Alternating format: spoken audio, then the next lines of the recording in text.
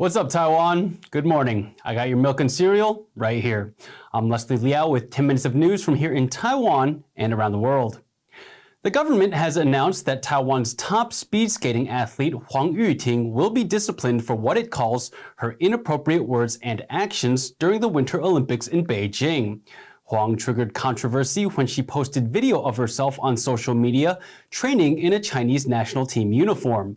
There are also calls for the country's sports body to set up rules for athletes to follow when representing Taiwan. Louise Watt reports.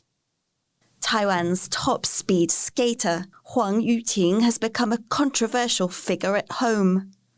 She was fiercely criticized online after posting a video of herself training in a Chinese uniform shortly before the Beijing Winter Olympics, upsetting Taiwanese who view China as a grave threat. Then, during the Olympics, the athlete said she felt like she was competing on home turf. Now Taiwan's government wants to punish her. 国所代表国家有他的责任，应该维护国家的尊严、荣誉。相关的行为极为不当，不符国人的期待。我已经责成教育部体育署做相关的处置跟规范。But opposition figures say the government is overreacting, including this media personality and member of the opposition Kuomintang or KMT. 到底府院打什么算盘我不知道了哈，但是以苏贞昌大院长、蔡英文的大总统去追杀一个30几岁的小女生运动员啊，我觉得蛮无聊的。The speed skater hasn't broken any rules that merit disqualification. But the government wants the Sports Administration to establish rules of conduct for athletes representing Taiwan abroad. As for Huang's future, the sports body will order Taiwan's Olympic Committee and Skating Union to discuss her funding, subsidies, and competitions within the next 2 weeks, and then decide on her punishment. Punishment that may well have limited effect, as the skater plans to retire from competitive sport, a decision she said she was even more certain about after the anger expressed towards her. Alex Chen and Louise Watt for TaiwanPlus. Former U.S. Secretary of State Mike Pompeo will meet with President Tsai Ing-wen next week as part of his first visit to Taiwan. Pompeo, who served under Donald Trump, will speak at a local think tank and meet Taiwan's Vice President William Lai and Foreign Minister Joseph Wu. While in office, Pompeo advanced U.S.-Taiwan relations by increasing arms sales and lifting previous restrictions on visits by top U.S. officials. President Tsai Ing-wen's former vice president, Chen Jianren, has joined her political party, fueling speculation about a return to politics. Chen was an independent when he served his term as VP, making this the first time he's joined the Democratic Progressive Party, or DPP. Reports surfaced on Tuesday that Chen joined the party late last year on invitation from President Tsai. Chen is also a former health minister with a background in epidemiology. He was instrumental in the early stages of Taiwan's COVID-19 response. Chen left politics when Tsai began her second term in May of 2020. As the spread of COVID-19 infections appears to be under control in Taiwan, the government is planning to ease pandemic prevention measures. Sandy Chi has the story. The number of recent local cases has dropped by 42% compared to the week before. The Central Epidemic Command Center, or CECC, says this shows that the country managed the Lunar New Year travel period well. Seeing the improvement, the government plans to relax pandemic restrictions, possibly starting in March. Quarantine time could be reduced from 14 days to 10. 感染到发病速度越来越快，但是它整体的活跃天数越来越短。你看 Delta 是11天，那 Omicron 就缩为10天，所以说检疫天数也缩短，是一个很正常的一个趋势啦齁。那只是说我们还是要注意说 WHO 它也有宣布啊，后面不是只有 Omicron 齁，后面还有其他的变异株在，我们其实还是不能够掉以轻心。Meanwhile, the Ministry of Transportation and Communications is considering allowing commuters to eat and drink on trains and other mass transportation, though other disease prevention measures would remain in place. 是不是说高铁还能够，或者说其他大众运输工具，尽量维持类似像是梅花座的一个样子我觉得可能会比较好一点点。当然了，如果说有些像是捷运原本就不准饮食，那它的安全性原本就会比较高。With the drop of daily confirmed cases, the government aims to achieve a controllable low-risk situation while encouraging the public to remain vigilant. Aznaya Zhou and Sandy Chi for TaiwanPlus. Taiwan's recent cold front is set to prolong a national egg shortage.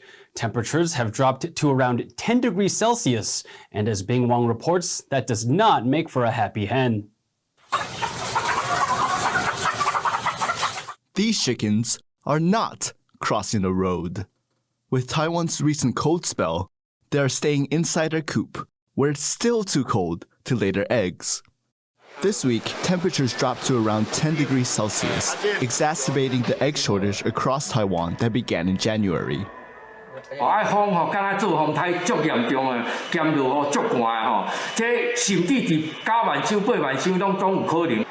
The ideal temperature to lay eggs is 22 degrees Celsius, and in the past week, egg production has fallen 20%.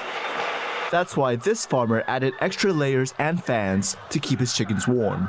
But officials say this isn't a cause for concern, as temperatures will rise next week. And in the meantime, Taiwan has been importing eggs from Japan, Australia, and the United States. 目前还是要看整体的那个产蛋鸡群的那个恢复生产的状况。如果没有其他特别的一个变数，应该在随着天气渐渐温暖，那产能应该就可以恢复。Barring any unexpected circumstances, officials say Taiwan's egg supply should return to normal by Easter, around the occasion of a more enjoyable egg hunt. Damon Lin and Bing Wang for TaiwanPlus. So what's this turtle doing chilling on a beach in Taiwan's outlying islands of Penghu? Well, it's not alone. Ocean temperatures around the islands dropped nearly 3 degrees in just 2 days. That's as the islands deal with the coldest weather in 6 years. Now you've probably heard of pigs in blankets. Now here's a turtle in a blanket. Rescue workers are rushing to save marine life in Penghu. And it's not just turtles. Fish and shrimp have also washed up on beaches this week. The cold temperatures have made them lethargic and impaired their ability to swim. Penghu has also recorded the strongest winter winds in 10 years. The cold snap has come as a shock to the subtropical islands. Local media say that so far 3 people have died due to the cold weather. A Taiwanese couple's award-winning edible rose business is blossoming after the darkest days of their lives. Philip Rosard brings us their story. When Zhang Siguang and Guo Enqi started their rose garden 20 years ago, they knew nothing about farming, except that they wanted to do it organically. 你要用哪个点就说服客人说你完全就是安全可以吃。我们那时候就是因为这个点，我们决定说不要用。They were working towards their goal of having a world-famous garden when Guo was diagnosed with cancer. 因为那时候判定说其实是蛮严重的，我还跟他讲说那1年呢，要不要就不要医了啊，反正就剩1年，就看他干嘛就干嘛这样。But she didn't give up, and after 5 years of chemotherapy and help from her husband, Guo is going strong. 应该说没有放弃的本钱啦，因为我觉得我如果放弃的话，应该会被念到化疗期间到去年为止，他把我养胖了20公斤，你看多坏这个人。In 2021, they took part in an international marmalade competition in England, winning 1 gold, 1 silver, and 4 bronze. 怎么样把它就是用到跟玫瑰花互相可以搭配不抢的话，其实我当初才只用1个晚上的时间，6罐，然后3款口味寄过去，这样就是6罐都有得奖。Guo and Zhang's roses are also being used by a renowned Taiwanese baker in his award-winning bread. With this much recognition, at home and abroad, they hope their business will continue to bloom. Patrick Chun and Philip Broussard for TaiwanPlus. Thank you for watching What's Up Taiwan. I'm Leslie Liao. Finally, today we leave you with some images of the 137th traditional Battle of the Flowers Carnival in Nice, southern France. Remember to download the TaiwanPlus app for more stories from Taiwan and around the world. Take care and see you next time.